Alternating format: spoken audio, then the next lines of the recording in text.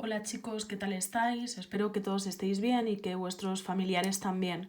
Hoy vamos a dar comienzo a la clase número 6, en la que seguimos con probabilidades. Y bueno, quería hacer un pequeño repaso, lo que he visto anteriormente, en concreto lo que habíamos visto en la clase 5, en la que habíamos hablado de que una experiencia compuesta era aquella que estaba formada por varias experiencias simples, que si realizamos en un experimento extracciones podían ser con reemplazamientos, si el elemento extraído lo devolvíamos, o podían ser sin reemplazamiento cuando el elemento que habíamos extraído no se devolvía.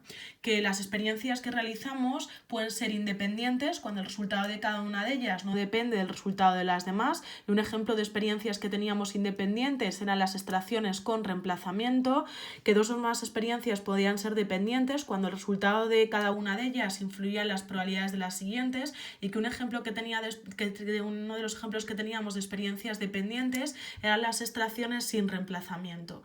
Lo más importante de esa clase decíamos que era cómo se calculaban probabilidades en experiencias compuestas que sean independientes. Y recuerdo que la teoría nos decía que si las experiencias eran independientes, la probabilidad de que ocurra un suceso S1 en la primera, un suceso S2 en la segunda, puntos suspensivos, suponía que tuviésemos que multiplicar la probabilidad de que ocurra S1 en la primera por la probabilidad de que ocurra S2 en la segunda, y bueno, así dependiendo del número de sucesos que tengamos. Así que en ese caso bastaba con multiplicar la probabilidad de cada uno de los sucesos. Habíamos visto varios ejemplos de los que os había mandado luego una tarea, y hoy en lo que nos vamos a centrar va a ser en calcular probabilidades en experiencias compuestas, pero en lugar de ser independientes, que sean dependientes. Y bueno, vais a ver que es un pelín distinto, que la fórmula cambia ligeramente. Entonces, bueno, vamos a ver la teoría y después ya lo que hacemos es verlo en ejemplos. Entonces vamos con cálculo de probabilidades en experiencias compuestas que sean dependientes. Si los sucesos S1 y S2 corresponden a dos pruebas que sean dependientes, en ese caso la probabilidad de que ocurra S1 en la primera y S2 en la segunda es, aquí lo tenemos, probabilidad de que ocurra S1 en la primera y S2 en la segunda. Si fueran independientes, como vimos en la clase anterior, sería la probabilidad de S1 en la primera por la probabilidad de S2 en la segunda. Pero como son dependientes, vamos a ver que la fórmula cambia. La fórmula es la siguiente: es la probabilidad de que ocurra S1 en la primera, hasta aquí no cambia, pero ahora por la probabilidad de que ocurra S2 en la segunda, sabiendo que ha ocurrido previamente S1 en la primera. Esta rayita de aquí se lee sabiendo que, y es lo que se llama en matemáticas probabilidad de S2 condicionada a S1, porque que ocurra S2 nos queda condicionada por S1, porque recordad que estamos hablando de pruebas o sucesos que son dependientes.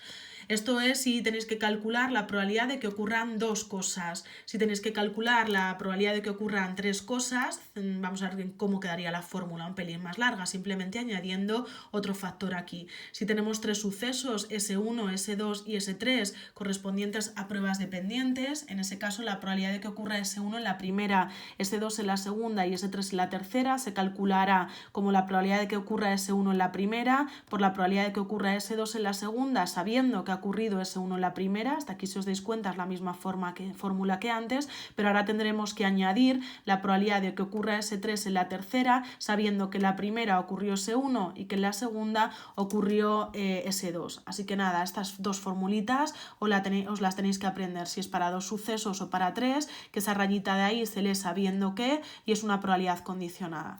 Bueno, os voy a mostrar cómo se aplica esto en varios ejemplos y vais a ver que tampoco es excesivamente complicado. Primer ejemplo, nos dice que extraemos dos naipes de una baraja de 40, así que tenemos una baraja con 40 cartas y vamos a extraer dos cartas. Estamos hablando, no nos dice nada, entonces supone que extraemos dos cartas sin reemplazamiento. Saco la primera carta, me la guardo y saco otra carta, es sin reemplazamiento. Entonces, cuando son sin reemplazamiento, vimos en la clase número 5 que estamos hablando en ese caso de pruebas o sucesos que son dependientes. Y nos piden que calculemos cuál es la probabilidad de que las dos cartas que hemos sacado sean dos ases. La probabilidad de que sean dos ases lo podemos escribir para luego identificarlo con las fórmulas. La probabilidad de que en la primera extracción haya salido un as y en la segunda también haya salido un as. Como las pruebas son dependientes, pues nada, la fórmula sería la que hemos puesto en el apartado A. La probabilidad de que me salga un as en la primera por la probabilidad de que me salga un as en la segunda, sabiendo que me ha salido un as en la primera. Aquí lo tenéis, la probabilidad de que en la primera me salga un as por la probabilidad de que en la segunda me salga un as, sabiendo que en la primera ha salido un as. Vamos a calcular esas probabilidades probabilidades. Primero, ¿cuál es la probabilidad de que al extraer una carta de una baraja me salga un as? Regla de Laplace. Número de casos posibles, 40. Número de casos favorables, pues nada, hay 4 ases en una baraja. 4 de 40. Y ahora, como ya sabemos que la primera ha sido un as, tengo un as guardado fuera, que no he devuelto a la baraja. Entonces, la probabilidad de que la segunda sea un as se calcularía de la siguiente forma. Ya no hay 40 cartas, solamente hay 39, porque hay una que tengo fuera, y ese sería el número de casos posibles, y el número de casos favorables ya no es 4, sino que es 3, porque como la primera carta ha sido un as y la tengo fuera, en la baraja tengo 39 cartas, de las cuales 3 son ases. Y multiplicamos las probabilidades en línea, 4 por 3 que es 12, 40 por 39, y si simplificáis la fracción con la calculadora vais a ver que os da 1 partido de 130, lo dejáis así, o si queréis dividís 1 entre 130 y lo escribís en forma decimal. Recordad que siempre os ha de salir un número comprendido entre 0 y 1. Así que nada, como veis aquí sí que está influyendo el primer suceso en el segundo, son sucesos dependientes y por eso la fórmula es distinta. Vale, ejemplo, he puesto 3, pero perdonadme, es el ejemplo número 2. En este caso extraemos 3 bolas de la siguiente urna y bueno, pues nada, lo que tenemos es una urna en la que hay 3 bolas rojas, 2 verdes y una negra. Así que nada, estamos extrayendo 3 bolas, no nos dice nada, así que se supone que son sin reemplazamiento, así que de nuevo pruebas o sucesos dependientes y la probabilidad de sacar 3 bolas rojas. Eso se escribiría probabilidad de que la primera sea roja y la segunda sea roja y la tercera sea roja, así que en este caso lo que tenemos que aplicar es la probabilidad que hemos visto en el apartado 3, porque tenemos la probabilidad de que se cumplan 3 sucesos. Así que si aplicamos la fórmula, nos quedará la probabilidad de que me salga roja en la primera extracción por la probabilidad de que me salga roja en la segunda, sabiendo que la primera ha salido roja, por la probabilidad de que me salga una bola roja en la tercera extracción, sabiendo que la primera extracción ha sido roja y que también tengo una roja en la segunda extracción. Así que nada, lo escribimos, esto que os acabo de decir de palabra, y nos calculamos las probabilidades correspondientes. Entonces lo que os había dicho, vale, de palabra, aquí lo tenéis escrito, como son extracciones sin reemplazamiento, las pruebas son dependientes. ¿Cuál es la probabilidad de que la primera vez que saque una bola sea roja? Regla de Laplace. ¿Cuántos casos posibles tenemos? 6, que hay 6 bolas. ¿Y cuántas son rojas? 3. Así que el número de casos favorables 3 entre el número de casos posibles, que es 6. Así que la probabilidad de que la bola que extraemos sea roja sería 3 de 6.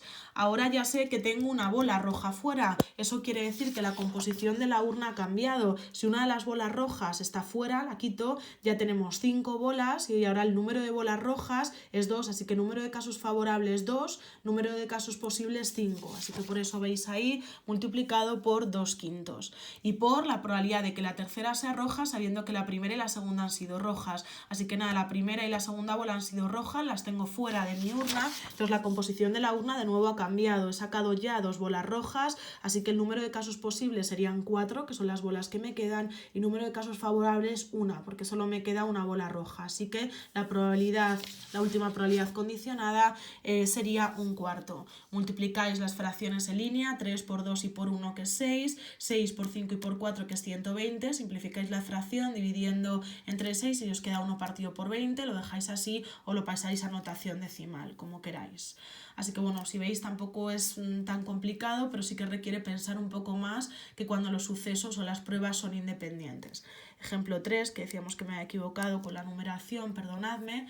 Este ejercicio, ¿vale? Deciros que lo he sacado de un ejercicio, es un ejercicio, un problema de BAU, de los que les he puesto a los chicos de segundo sacado de BAU, o sea que para que veáis que ya estaríais en condiciones de resolver alguno de los problemas de BAU y que no son tan difíciles, quitaros un poco el miedo. Nos dice que de una baraja española de 40 cartas se extraen sucesivamente 3 cartas al azar, o sea, similar al primer ejemplo, pero en lugar de extraer 2 cartas sacamos 3, como es sucesivamente, eso quiere decir que son pruebas dependientes, ¿no? Las cartas las dejamos fuera de la baraja y nos piden en el primer apartado, en el apartado A, que calculemos la probabilidad de que me salgan 3 reyes, o sea, salgo 3 cartas y las 3 sean 3 reyes. Así que eso lo escribimos matemáticamente como la probabilidad de que la primera carta sea un rey y la segunda sea un rey y la tercera también sea un rey. Así que tenemos que aplicar la fórmula del caso B que os he puesto ahí, que sería la probabilidad de que la primera sea rey por la probabilidad de que la segunda sea un rey, sabiendo que la primera es un rey, por la probabilidad de que la tercera sea un un rey sabiendo que la primera ha sido un rey y la segunda ha sido un rey. Probabilidad de que me salga un rey la primera vez que extraigo una carta, número de casos posibles 40 y reyes hay 4, así que 4 de 40. Ya sabemos que tenemos un rey fuera, así que en la baraja me han quedado 39 cartas y 3 reyes, así que la probabilidad de que me salga un rey sabiendo que la primera ha sido un rey es 3 de 39. Tenemos 2 reyes fuera, eso hace que la baraja ya no tengamos 40 cartas, sino que tengamos 38 y solo 2 reyes, así que la probabilidad de que la tercera carta sea un rey sabiendo que la primera y la segunda han sido un rey es 2 de 38. Multiplicáis en línea, simplificáis y os quedaría 1 partido de 2470, es decir, una probabilidad de 0,0004. Si os dais cuenta es una probabilidad muy baja. Es que es difícil que si de las 40 cartas extraigo 3, justamente me salgan los 3 reyes. Por eso nos ha quedado una probabilidad, como veis, bastante baja. Y apartado B nos dice que nos salga una figura en la primera carta, un 5 en la segunda carta y un 6 en la tercera carta. Así que nada, lo escribimos como probabilidad de que la primera carta sea una figura y la segunda sea un 5 y la tercera sea un 6. Aplicamos la fórmula de nuevo del apartado B porque como veis tenemos 3 sucesos. Probabilidad de que la primera sea una figura por la probabilidad de que la segunda sea un 5 sabiendo que la primera ha sacado una figura, por la probabilidad de que la tercera sea un 6 sabiendo que la primera ha sacado una figura y la segunda ha sacado un 5.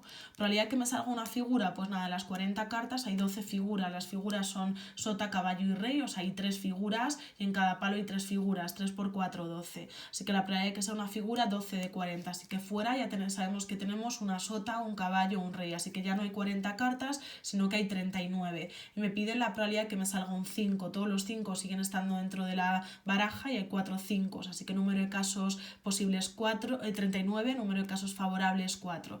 Así que nada, ya sabemos que fuera de la baraja tenemos una figura y tenemos un número 5, así que ya no nos quedan 40 cartas, sino que solamente nos quedan 38.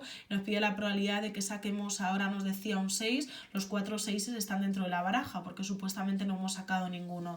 Así que en ese caso, número de casos posibles 38, número de casos favorables 4. De nuevo multiplicáis esas 3 fracciones y os queda 4 partido de 1235, dividís 0,0032. Sigue siendo una probabilidad baja, pero un poquito más alta que la que hemos obtenido en el apartado A.